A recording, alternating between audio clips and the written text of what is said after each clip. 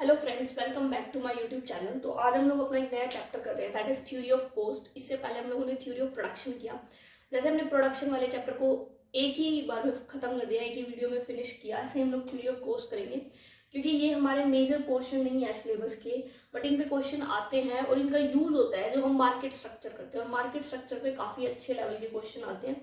Market structure के लिए हमें कोस्ट वगैरह की नॉलेज होना बहुत जरूरी है, और कोस्ट की नॉलेज के लिए हमें प्रोडक्शन की नॉलेज होना जरूरी है। ठीक है, तो इसलिए हम लोग ये चैप्टर करने वाले हैं, थ्योरी ऑफ कोस्ट। तो बेसिकली इसको स्टार्ट करते हैं हम लोग। तो जो कोस्ट का जो हमारा बेसिकली जो ये चैप्टर है, इसके अंदर हम लोग क्या बात करते हैं।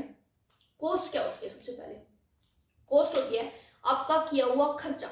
यही तो होता है कि आपने मार्कर बनाना था, इस मार्कर को बनाने के लिए आपका कितना खर्चा आया, दैट इज कोस्ट। तो कोस्ट क्या होता है? कोस्ट इज एन एक्सपेंडिचर जो आप करते हो किस चीज के ऊपर, फैक्टर्स ऑफ प्रोडक्शन के ऊपर, राइट। तो कोस्ट हमारा क्या होता है? This is an expenditure incurred on different factors of production. ठीक है, जो आप डिफरेंट फैक्टर्स ऑफ प्रोडक्शन में खर्चा करने वाले हो, दैट इज कॉल्ड कोस्ट।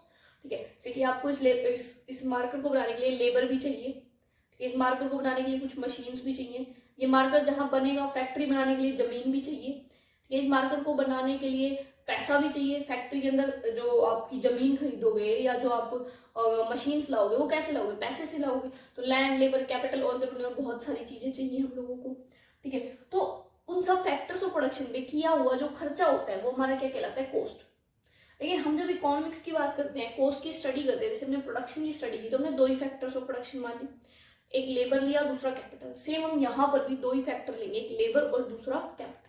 अब हम करते हैं टाइप्स ऑफ कोस्ट। कोस्ट कितनी तरह की होती है इकोनॉमिक्स के अंदर?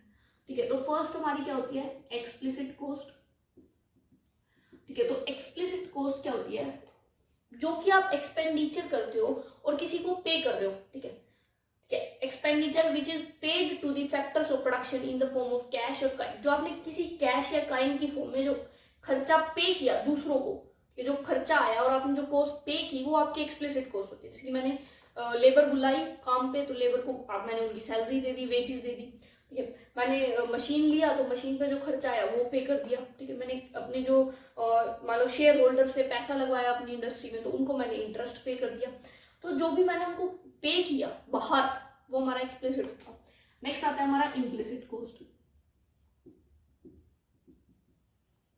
ठीक है, तो हमारी इम्प्लिसिट कोस्ट क्या होती है? देखो, इम्प्लिसिट कोस्ट जो हमारी बेसिकली होती है, इम्प्लिसिट कोस्ट में हम लोग बात करते हैं कि जो भी कोस्ट इनकर तो हुई है लेकिन वो पे नहीं की गई। क्यों? क्योंकि वो कोस्ट, वो जो फैक्टर ऑफ प्रोडक्शन है, वो बिलोंग करता है ओनर से।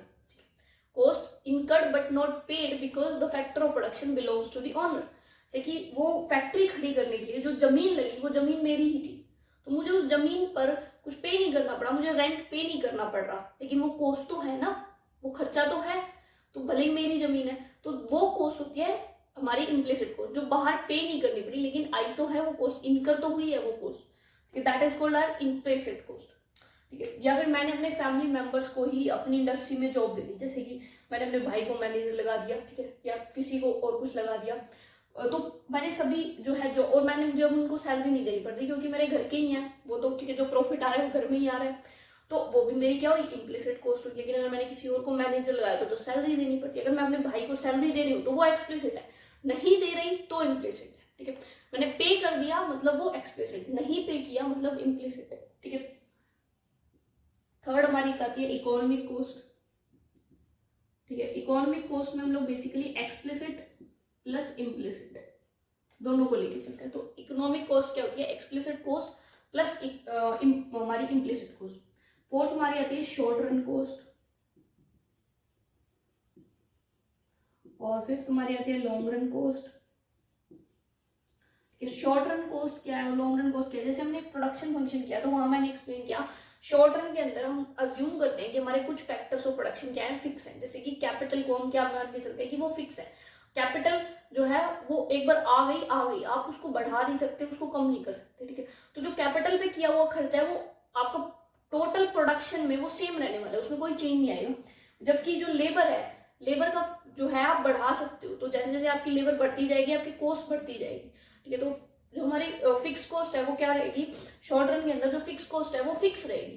ठीक है, यहाँ से हमारी 2 कॉस्ट और निकल जाती है ऐसे ऐसे करके। अगर हम फिक्स्ड कॉस्ट यानी कि जो तो थ्रू आउट द प्रोडक्शन जो कॉस्ट फिक्स रहती है, अब ना बढ़ रही है ना कम हो रही है। यानी कि आप एक मशीन लेके आए, उसमें 10 रुपए का ही खर्चा है, 10 की मशीन है मान लो, तो 10 रुपए का ही आपका खर्चा है, ठीक है।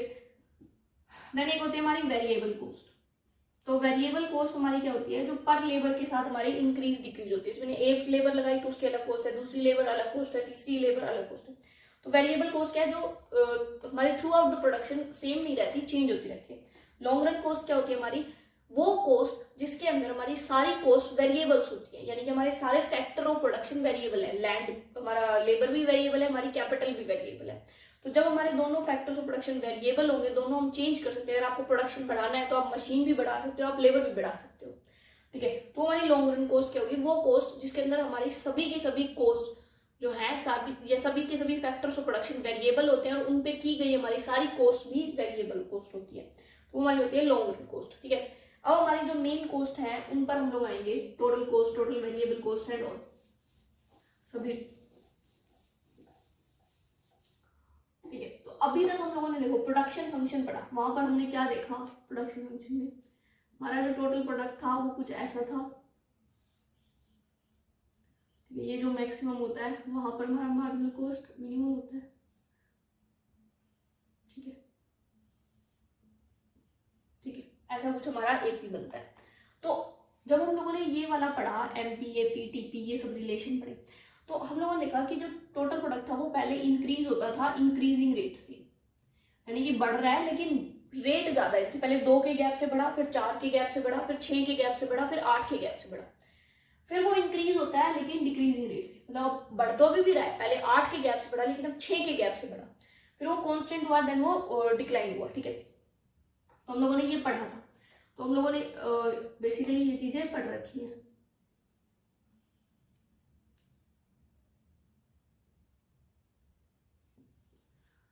ठीक है। तो हम यहाँ पर आते हैं। तो ये हम लोगों ने अभी प्रोडक्शन चैप्टर में अभी खत्म किया था कि पहले वो इंक्रीज हुआ इंक्रीजिंग रेट से, देन हमारा वो इंक्रीज हुआ डिक्रीजिंग रेट से। जैसे कि पहले वो 2 था, 4 हुआ, 8 हुआ, ठीक है, देन 16 हुआ, यानी कि पहले 2 के गैप से बढ़ा, देन वो 4 के गैप से, देन 8 के गैप से बढ़ा, वो अभी भी है लेकिन 4 के गैप से, तो गैप कम होने लगा। तो पहले इंक्रीजिंग रेट से बढ़ा, फिर बढ़ा तो अभी भी है 16 से 20 हुआ, लेकिन डिक्रीजिंग रेट से बढ़ा, देन वो कॉन्स्टेंट होगा, देन नेगेटिव होगा। तो हमारी कॉस्ट भी ऐसे ही काम करती है। कैसे काम करती है हमारी कॉस्ट, हमारी कॉस्ट जो है जब हमारा प्रोडक्शन बढ़ रहा है इंक्रीजिंग रेट से, तो वो हमारी कॉस्ट बढ़ती है लेकिन डिक्रीजिंग रेट से। जब हमारा प्रोडक्शन क्या हो जाएगा, हमारा प्रोडक्शन बढ़ रहा है डिक्रीजिंग रेट से, तो कॉस्ट इंक्रीज होती है लेकिन इंक्रीजिंग रेट से। ये तो देखो आपको पता है प्रोडक्शन एक पॉजिटिव चीज है, कॉस्ट एक नेगेटिव चीज है, ठीक है। तो कॉस्ट तो बढ़नी तो है, आप प्रोडक्शन करोगे ज्यादा तो कॉस्ट तो बढ़ेगी, लेकिन पहले वो डिक्रीजिंग रेट से बढ़ती है, ठीक है, देन वो इंक्रीजिंग रेट से बढ़नी चालू होती है, ठीक है, और बीच में कहीं वो कांस्टेंट रेट से भी बढ़ती है, ठीक है। तो ये हमारी कॉस्ट का जो है होता है। तो हमारी जो कॉस्ट आती है बेसिकली वो ऐसे बढ़ती है, this is total cost in short run, ठीक है। वो पहले बढ़ती है डिक्रीजिंग रेट से, देन वो कांस्टेंट रेट से, और देन वो इंक्रीजिंग रेट से बढ़ती है। और उसके पीछे रीजन क्या होता है, सिर्फ ये रीजन होता है, total product is the reason behind the total cost curve, total cost curve के, और इसको हम बोलते हैं इनवर्स एस। ये इसकी शेप कैसी होती है, इनवर्स एस। तो इनवर्स एस टोटल कॉस्ट के पीछे रीजन कौन होता है, टोटल प्रोडक्ट होता है। तो क्यों, क्योंकि यहाँ पर हमारा IRS काम करता है, increasing rate turns to scale, यहाँ CRS और यहाँ DRS, decreasing rate turns to scale, increasing rate turns to scale, constant rate turns to scale, decreasing rate turns to scale. इसीलिए हमारी कॉस्ट ऐसी होती है, क्योंकि हमारा प्रोडक्शन स्टार्टिंग में इंक्रीजिंग रेट से बढ़ता है। अगर आपका प्रोडक्शन बहुत एक्सटेंसिवली बढ़ रहा है तो आपकी पर यूनिट कॉस्ट बहुत कम आने वाली है। यानी कि आपके पास देखो सपोज एक मशीन है, ठीक है, आप उस पर 10 प्रोडक्ट बना लो, 20 प्रोडक्ट बना लो, ये तो पर यूनिट कॉस्ट में चेंज आएगा, कॉस्ट तो बढ़ेगी नो डाउट, ठीक है, लेकिन आपकी कॉस्ट पर यूनिट कॉस्ट जो है वो उसमें चेंज आएगा। तो अगर आपका प्रोडक्शन बहुत ज्यादा बढ़ रहा है तो पर यूनिट कॉस्ट जो है आपकी बढ़े तो लेकिन कम रेट से बढ़ेगी, ठीक है। आपका प्रोडक्शन क्या है और बेसिकली मतलब कि अब बढ़ रहा है लेकिन वो अब गैप कम है, यानी कि बढ़ तो रहा है लेकिन बहुत कम गैप से बढ़ रहा है, तो आपकी टोटल कॉस्ट बढ़े तो लेकिन बहुत इंक्रीजिंग रेट से बढ़ेगी, ठीक है। तो ऐसा होता है हमारे साथ, ठीक है। बाकी अगर आप लोगों को मैंने जो लाइक पुरानी वीडियोस है उसके अंदर ये टेबल बना के भी एक्सप्लेन कर रखा है, मैक्रोइकॉनॉमिक्स ऑप्शनल के लिए टेबल वगैरह भी नीड नहीं है, तो इसलिए हम उसको बीच में नहीं लेके आएंगे, ठीक है। हम नॉर्मली बात करेंगे। तो हमारी टोटल कॉस्ट, ठीक है। अब हम डिफरेंट डिफरेंट कर्व्स देखेंगे कैसे बनेंगे। तो टोटल कॉस्ट कर्व हमारी कैसी होगी, ऐसी होगी, ठीक है। अगर मैं बात करूं टोटल वेरिएबल कॉस्ट, और ये हम शॉर्ट रन की बात कर रहे हैं, मैंने ये लॉन्ग रन की क्यों नहीं की उसके पीछे रीजन अभी पता चलेगा। टोटल वेरिएबल कॉस्ट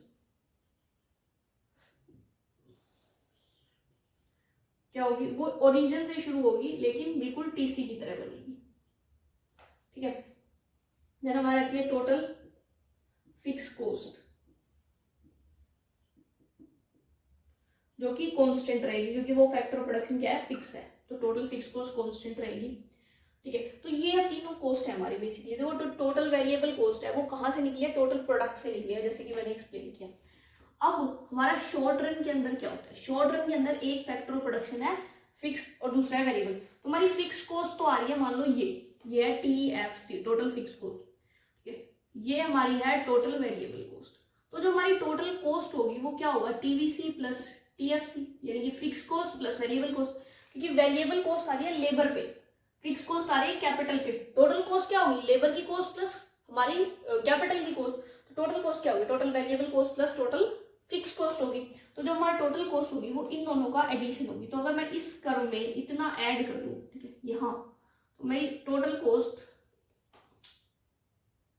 जो है वो कुछ ऐसे बनेगी, एक गैप जो है वो बराबर आएगा, ठीक है। तो हमारी टोटल कॉस्ट कर्व जो है वो कुछ ऐसे बनेगी, यानी कि वो TVC के पैरेलल जाएगी। और इसीलिए टोटल कॉस्ट यहां से शुरू होती है शॉर्ट रन में, यहां से। क्यों, क्योंकि कुछ फिक्स कॉस्ट जो है वो इनकर हो रही है, ठीक है। जब कुछ कोई फिक्स कॉस्ट हमारी इनकर होगी तो हमारी क्या होगा, यहां से शुरू होगी। जब हमारी कोई फिक्स कॉस्ट इनकर हो रही है तो वो इसलिए ओरिजिन से ऊपर से शुरू हो रही है क्योंकि उसमें फिक्स कॉस्ट मिली हुई है, और फिक्स कॉस्ट क्या है, वो कांस्टेंट है। जबकि जब हम लॉन्ग रन की बात करेंगे, लॉन्ग रन में सारे फैक्टर ही वेरिएबल है, टोटल फिक्स कॉस्ट एग्जिस्ट ही नहीं करती लॉन्ग रन में। तो जो टोटल वेरिएबल कॉस्ट है वही हमारी टोटल कॉस्ट है, किसके अंदर, लॉन्ग रन के अंदर। तो हमारी यही TC है और यही TVC है, किसमें, लॉन्ग रन में। क्यों लॉन्ग रन में यही TC और यही TVC है, क्योंकि हमारे सारे फैक्टर्स ऑफ प्रोडक्शन क्या हो रहे हैं, वेरिएबल हो रहे हैं, ठीक है। तो इसीलिए हमारी जो टोटल कॉस्ट है वो शॉर्ट रन में इनवर्स एस होती है और यहाँ से शुरू होती है, जबकि इसमें वो वहां से शुरू ना होकर ओरिजिन से शुरू होती है लॉन्ग रन में, क्योंकि सारे फैक्टर वेरिएबल होते हैं, फिक्स कॉस्ट एग्जिस्ट ही नहीं करती वेरी लॉन्ग रन के अंदर। इसलिए शॉर्ट रन में फिक्स कॉस्ट एग्जिस्ट करती है, इसलिए हमारी जो TC है वो ओरिजिन से ना शुरू होकर वहां से शुरू होती है जहां मिनिमम फिक्स कॉस्ट लगती हो, ठीक है। तो ये हमारा हो गया total cost, total variable cost, total fix cost, और रिलेशन पता चल गया। शॉर्ट रन में हमने ये यहाँ से शुरू क्यों किया और लॉन्ग रन में हमारी ये सेम क्यों जाती है TVC और TC, क्योंकि रीजन भी फिक्स कॉस्ट, शॉर्ट रन में फिक्स कॉस्ट एग्जिस्ट करती है, ठीक है, जबकि लॉन्ग रन में कोई फिक्स कॉस्ट नहीं होती, सभी फैक्टर्स वेरिएबल होते हैं। तो वही टोटल वेरिएबल कॉस्ट है और वही टोटल कॉस्ट है, ठीक है। उसके बाद हमारा आता है, और ये हम लोगों ने कहाँ से निकाला, प्रोडक्शन फंक्शन से निकाला। अब हम लोग निकालेंगे, जैसे हमारी एवरेज प्रोडक्ट और मार्जिनल प्रोडक्ट था वैसे ही हम निकालेंगे एवरेज कॉस्ट और मार्जिनल कॉस्ट, ठीक है। तो हमारी जो एवरेज कॉस्ट होती है वो कैसी होती है, हमारी यू शेप होती है, दिस इज एवरेज कॉस्ट। और जो मार्जिनल होती है वो भी यू शेप होती है। तो अगर हमें एक कर्व पे बनानी पड़ती है तो कैसे बनाएंगे हम, तो वो बनेगी ऐसे, एवरेज कॉस्ट, और यहां पर ये मिनिमम होगी, वहां से हमारी जाएगी मार्जिनल कॉस्ट। अब ऐसा क्यों हुआ, रीजन है इसके पीछे प्रोडक्शन फंक्शन, ठीक है। तो चलो भाई प्रोडक्शन फंक्शन बनाते हैं, कहां पर बनाए, चलो इसी को इरेज कर देते हैं, ठीक है। तो आपको पता चला हमारी एवरेज कॉस्ट भी यू है और हमारी मार्जिनल कॉस्ट भी यू शेप है, और हमारा जब हम एक ग्राफ बनाएंगे कुछ ऐसी बनेगी। तो कुछ ऐसी क्यों बनेगी, रीजन देखते हैं। एवरेज प्रोडक्ट, मार्जिनल प्रोडक्ट हम लोगों ने देखा, ये हमारा है मार्जिनल प्रोडक्ट, ये हमारा है एवरेज प्रोडक्ट।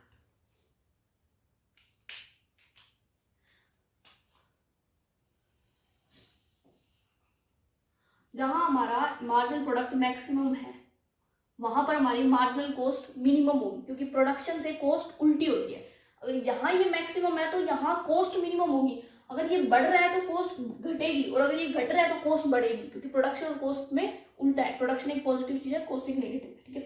तो यहाँ पर तो कंफर्म हो गया कि मार्जिनल कॉस्ट जो है वो नेगेटिव आएगी, यानी सॉरी नेगेटिव मतलब कि लोएस्ट पे आएगी, अभी भी नहीं आई।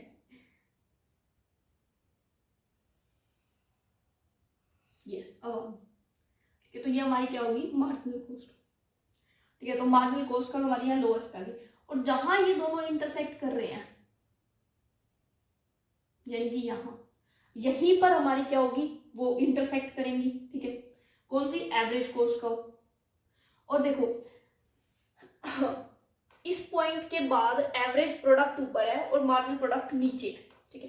लेकिन कॉस्ट में तो उल्टा होगा, कॉस्ट में क्या होगा मार्जिनल कॉस्ट ऊपर होगी और एवरेज कॉस्ट नीचे होगी। यहाँ पर क्या है कट करने से पहले हमारा मार्जिनल प्रोडक्ट जो है वो ऊपर है और एवरेज प्रोडक्ट नीचे है, लेकिन कट करने से पहले क्या होगा उल्टा होगा, क्योंकि कॉस्ट की बात हो रही है। तो कट करने से पहले हमारी क्या होगी एवरेज कॉस्ट ऊपर होगी और मार्जिनल कॉस्ट नीचे होगी। तो कट करने से पहले एवरेज कॉस्ट ऊपर से जाएगी, ये तो कंफर्म हो गया, एवरेज कॉस्ट ऊपर से जाएगी।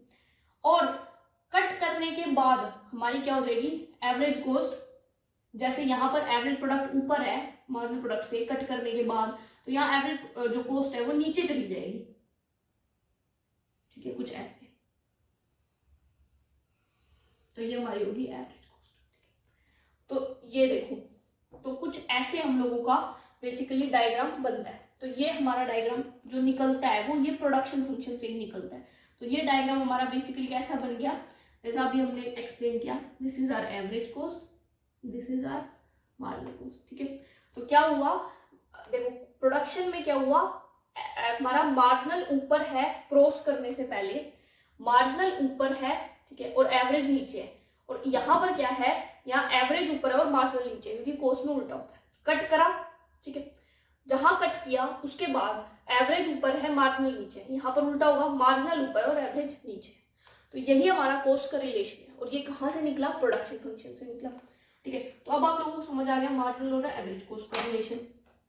तो बेसिकली क्या होगा एवरेज कॉस्ट यू शेप होगी, जहां पर ये लोवेस्ट पे होगी वहां से मार्जिनल कॉस्ट को कट करके इससे ऊपर निकल जाएगी, फाइन। ये यहां से निकल के आता है हमारा रिलेशन, ठीक है, एवरेज कॉस्ट और मार्जिनल कॉस्ट के बीच में।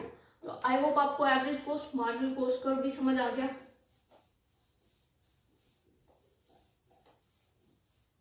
ठीक है। ये पूरा जो गेम है सिर्फ हमारा डायग्राम्स के ऊपर ही चलता है, ठीक है। उसके बाद हमारा क्या होता है, भी हम लोगों ने जैसे कि सारी कॉस्ट एक बार देख ली, तो अब एक बार हम इसको प्लॉट करके देते हैं। एक रहेगी हमारी एवरेज फिक्स कॉस्ट। तो देखो फिक्स कॉस्ट क्या है, फिक्स है 10 10 10 10। आपने एक यूनिट लेबर लगाई तो 10/1 इज 10, 2 यूनिट लगाई 5। तो ये क्या है एवरेज फिक्स कॉस्ट क्या है, डिक्लाइन होगी, पहले बहुत शार्पली होगी और फिर धीरे धीरे होगी। एवरेज फिक्स कॉस्ट हमारी जो है वो कुछ इस तरह चलेगी, ठीक है, मतलब ये डिक्लाइनिंग फेज में जाएगी, ठीक है। तो ये हमारी क्या होगी एवरेज फिक्स्ड कॉस्ट होगी। तो ये क्या है पहले बहुत तेजी से डिक्लाइन होगी, फिर धीरे धीरे डिक्लाइन होगी, ठीक है। तो ये होती है एवरेज फिक्स्ड कॉस्ट। तो अभी तक हम लोगों ने कितनी कॉस्ट करी, टोटल वेरिएबल कॉस्ट, अगर शॉर्ट रन में है तो भी यहां से जाएगी और लॉन्ग रन में है तो भी यहां से जाएगी। टोटल कॉस्ट शॉर्ट रन में है तो हमारी ओरिजिन के ऊपर से जाएगी, और अगर लॉन्ग रन में है तो बिल्कुल ओरिजिन से जाएगी, ठीक है। ये लॉन्ग रन की होगी और ये शॉर्ट रन की होगी, ठीक है। देन हम लोगों ने किया एवरेज कॉस्ट और मार्जिनल कॉस्ट, तो दोनों यू शेप होंगी, लेकिन कैसा रिलेशन है, एवरेज कॉस्ट कब भी यू है, जहां से एवरेज लोवेस्ट है, लोवेस्ट पॉइंट ये है, वहां से हमारी मार्जिनल इसको कट करके जाएगी। ये रिलेशन हो गया। तो टीवीसी टीसी देन हमारा हो गया। एक एवरेज वेरिएबल कॉस्ट भी होती है, उसका भी ऐसे ही यू शेप बनता है, ठीक है। अगर हम इन तीनों को एक ही डायग्राम में बना दे तो कैसे दिखेगा, तो देखो आप पहले बनाओ हमारी एवरेज कोस्ट, क्योंकि ऐसे बनेगी, फिर हम बनाएंगे एवरेज वेरिएबल कोस्ट।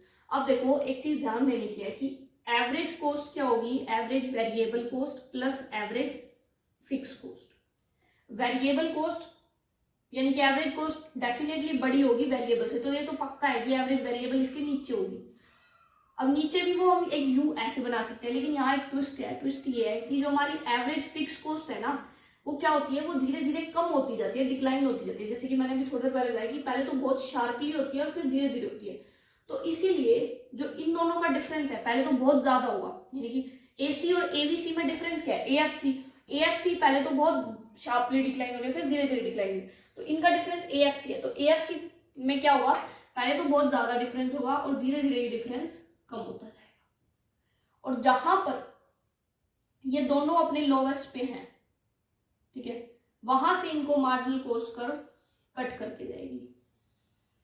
तो अगर हम लोग ये तीनों एक ही डायग्राम में बनाए तो डायग्राम कुछ ऐसा दिखे, ठीक है। तो ये हमारा कुछ ऐसा डायग्राम दिखेगा, average cost, average variable cost और मार्जिनल कॉस्ट कर्व अगर हम एक ही डायग्राम के अंदर प्लॉट करें, क्या होगा, एसी एबीसी में डिफरेंस है एएफसी का, एएफसी धीरे धीरे कम होती जाती है, इसलिए गैप कम होता जाएगा। मार्जिनल कॉस्ट दोनों के लोवेस्ट से इनको काट के चली जाएगी, ठीक है। तो ये हमारा हो गया total variable cost, total cost, average cost, marginal cost, average variable cost, तीनों एक ही डायग्राम के अंदर फाइनल हो गया, ठीक है। तो और एएफसी रह गई वो यहाँ, तो वो एएफसी कर्व क्या होगी, ऐसे, ठीक है। तो ये सारी टाइप ऑफ कॉस्ट होती है जो हमें काम आएंगी अब जब हम मार्केट वाला चैप्टर करेंगे। सबसे इंपॉर्टेंट हमारी सिर्फ ये कॉस्ट है, ये काम आने वाली है पूरे के पूरे मार्केट चैप्टर में, मार्जिनल, एवरेज और एवरेज वेरिएबल। ये तो है, मतलब ये रिलेशन तो पता ही होना चाहिए परफेक्ट कंपटीशन चैप्टर करने के लिए, या मोनोपोली ओलिगोपोली कोई भी करने के लिए ये रिलेशन जरूर पता होना चाहिए। यही कॉस्ट है जो सबसे ज्यादा हम लोग यूज करने वाले, ठीक है। अब उसके बाद हमारा आता है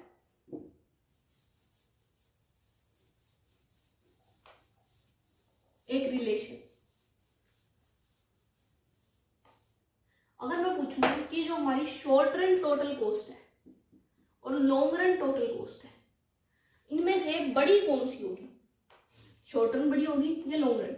नाम देख के तो बहुत सारे लोग कहेंगे कि लॉन्ग रन बड़ी होगी, लेकिन हमारी बड़ी कौन सी होती है, या तो शॉर्ट रन या इक्वल, या तो शॉर्ट रन टोटल कॉस्ट बड़ी होती है या वो लॉन्ग रन टोटल कॉस्ट के इक्वल होती है। रीजन क्या होता है, ये क्वेश्चन पहले आया हुआ है, ठीक है, क्वेश्चन एग्जाम में, ठीक है। ये हमारी जो हम बेसिकली हम लोग कर्व बनाते हैं, ठीक है, हमारा जो ये होती है आइसो पॉइंट कर्व,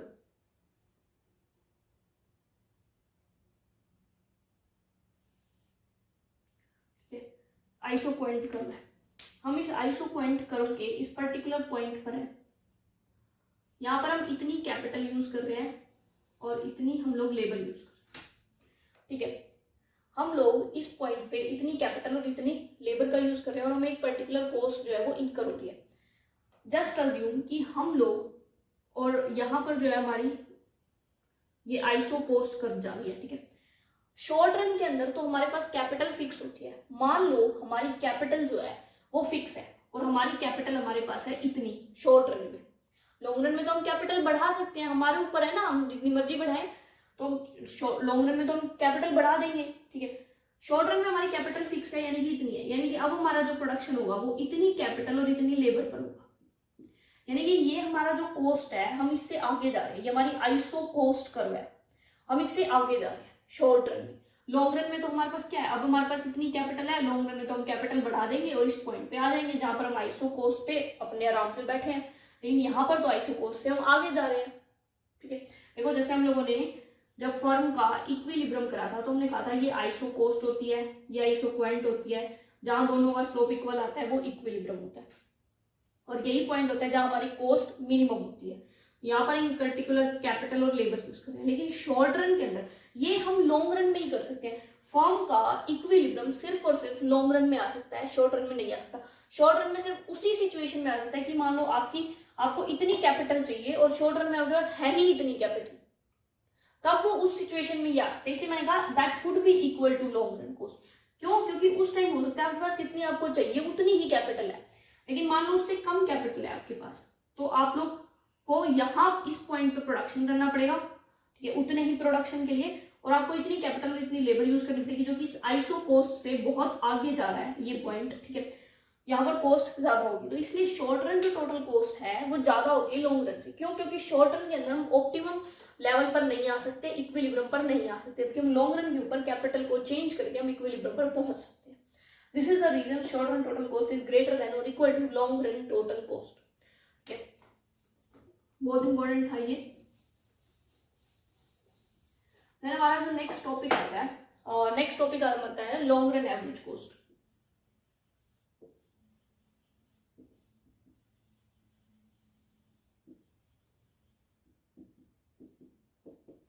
जो लॉन्ग रन एवरेज कॉस्ट है वो शॉर्ट रन टोटल कॉस्ट से मिलके बनी है।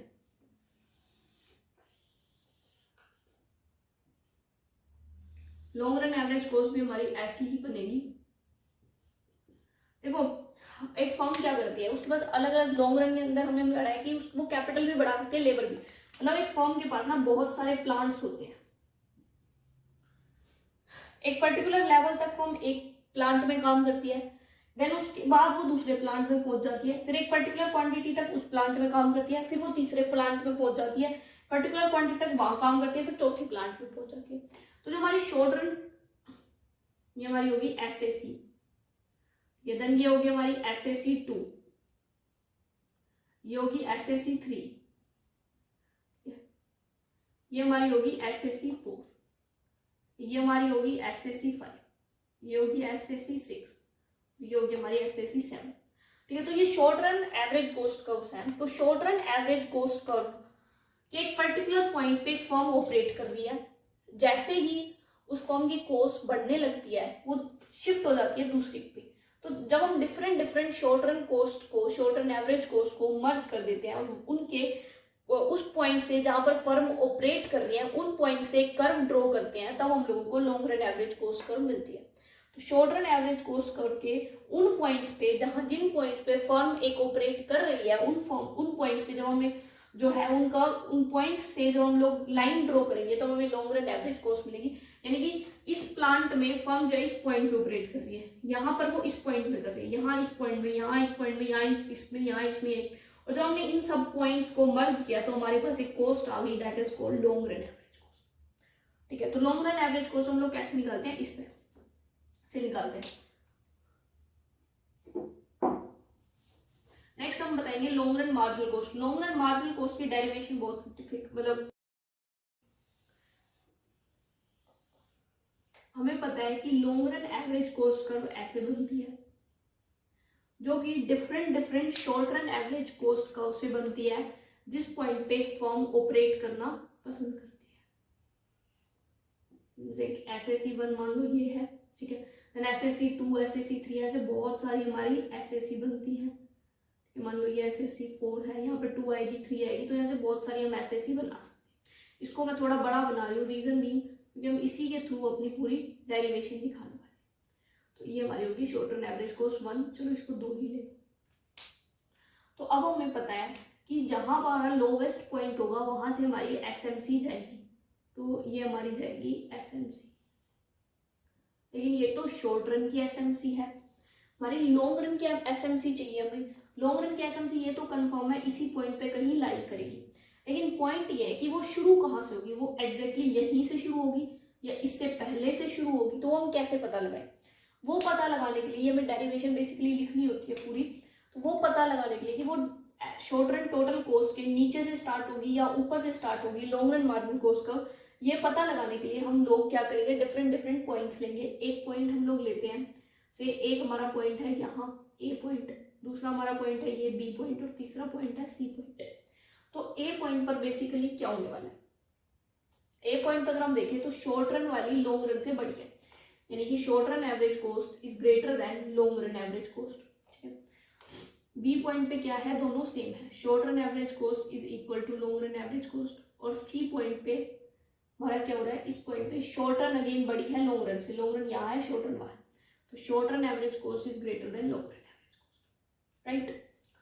हमने शॉर्ट रन एवरेज कॉस्ट के क्वांटिटी से मल्टीप्लाई कर दिया तो वो क्या हो जाएगी, टोटल कॉस्ट। तो short run total cost is greater than long run total cost, short run total cost equal to long run total cost, short run total cost is greater than long run total cost.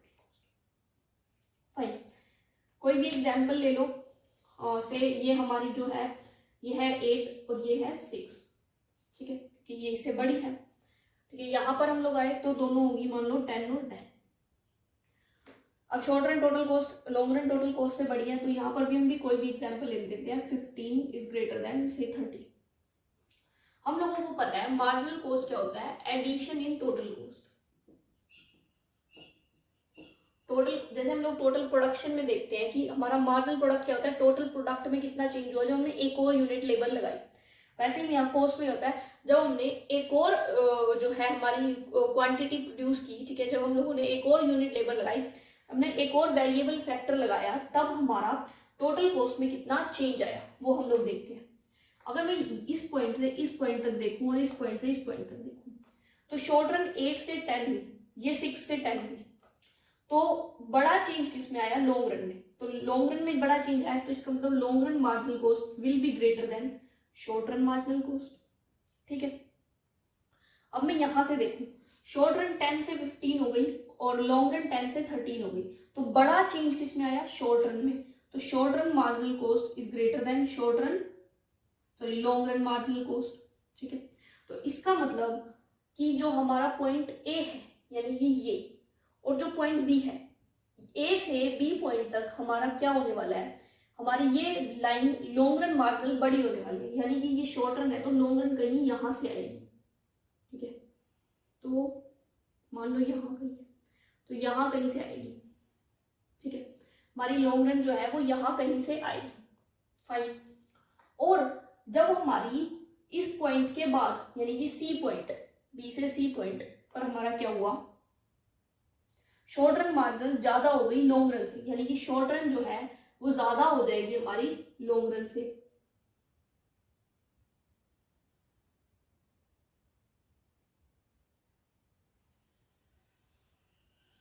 तो कुछ इस तरह से हमारी long run marginal cost curve निकलेगी, यानी कि वो शॉर्ट रन वाली से ऊपर से आएगी, ठीक है। वो हम लोगों को कैसे पता चला, इन पॉइंट्स के थ्रू पता चला, ठीक है। तो इस तरह हम लोग अपनी डेरिवेशन लिख के दिखा सकते हैं जब हम लोग long run marginal cost derive करेंगे through short run marginal cost curves, ठीक है। अब इसके बाद हमारा ये यहाँ पर होता है खत्म। उसके बाद हमारा एक नया टॉपिक आता है, ठीक है, दैट इज वो तो बिल्कुल ही हमारा सेम सा है, जिसमें हम लोग क्या बात करेंगे, इसमें हम लोग लॉन्ग रन टोटल कॉस्ट देखेंगे। तो लॉन्ग रन टोटल कॉस्ट क्या होती है हमारी, तो जो लॉन्ग रन टोटल कॉस्ट है ये हमारी किससे मिलके बनी होती है, different short run total cost. Short run total cost के लोवेस्ट पॉइंट होंगे, जहां पर लोवेस्ट पॉइंट होगा शॉर्ट रन का वहां पर ये बनेगी। फर्म कहाँ ऑपरेट करना पसंद करेगी, ऑब्वियसली जहां पर सबसे लोवेस्ट कॉस्ट होगी, राइट। तो सबसे लोवेस्ट कॉस्ट पर जब हम उनको मर्ज कर दें different short run total cost को, तो हमें long run total cost curve मिल जाएगी, ठीक है। तो ये तो अब तक का हो गया। अब जो ये थी हमने पढ़ी, ये थी traditional theory of cost. Next हमारी आती है मॉडर्न थ्योरी ऑफ कॉस्ट। तो ये मॉडर्न थ्योरी क्या बताती है कॉस्ट के बारे में, मॉडर्न थ्योरी ऑफ कॉस्ट बोलती है कि कोई भी एक फर्म है ना, वो अपने पास रिजर्व कैपेसिटी रखती है ताकि वो सीआरएस के अंदर ऑपरेट कर सके लंबे टाइम तक के लिए, ठीक है। सीआरएस मतलब कांस्टेंट रिटर्न्स टू स्केल, यानी कि जहां पर एवरेज कॉस्ट कांस्टेंट हो जाती है उसके अंदर वो ऑपरेट कर सके। हमारी एवरेज कॉस्ट कैसे थी, ऐसे जाती है, ठीक है, पहले डिक्रीज होती है, एक बिल्कुल इतनी सी देर के लिए कांस्टेंट होती है, देन वो क्या होती है, इंक्रीज होती है।